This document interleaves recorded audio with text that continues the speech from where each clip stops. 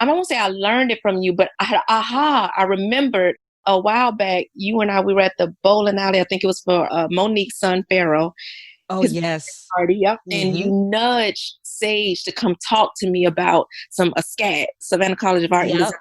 And I was like, why is she for if to me it's like you were forcing her to do it. And I just had that curiosity, why is she doing this? Now fast forward to Kobe.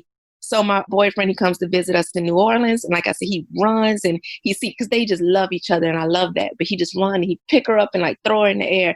And she hates that shit. Not all the time. Sometimes it's fun to her, but for the most, she hates that shit. And so, but she'll tell me, but won't tell him. And so I have to say, well, I won't be with you all the time. You have to speak because I can do it for you, but I need you to do this for yourself. Right. It's about the skill, not the instance. Exactly. You have to be able to do this. I know you don't feel comfortable doing that, Yeah. but you have to do it unless you're just okay with it continuing to happen. Absolutely. That's a skill. And again, like that's what partnership is. Partnership isn't how much can you allow and withstand. It's not just about discomfort for discomfort's sake. We're still using discernment. We are still, and because we're tapping in, then first, oftentimes when you do it or when I did it, it wasn't appropriate for her. But then over time, I learned. And in that moment, like the bowling alley, and we've talked about some of the other moments like that on this podcast, she and I, where that's what she needed. And because we were learning to trust each other, I intuited that and I was correct.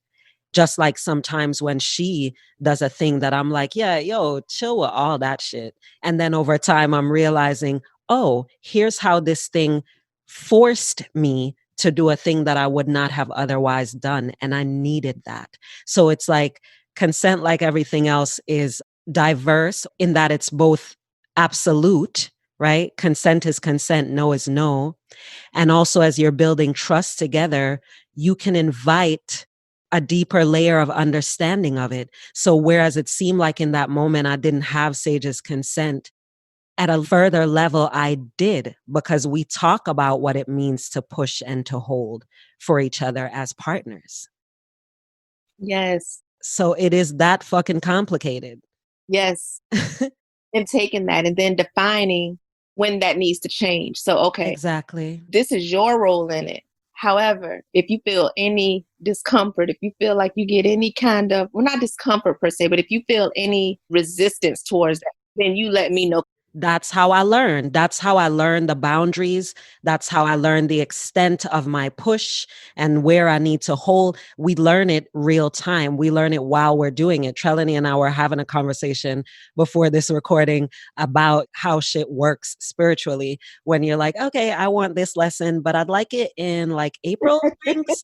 But that's not how that shit works. It's just like, okay, mom, we're trusting each other. This is not a test. This is just what the practice of it looks like. I'm not testing you. You're not testing me. We are in practice. So, how do we learn the difference between what is resistance and then what is just discomfort? We learn it by doing the shit. Right, Yeah. right, right.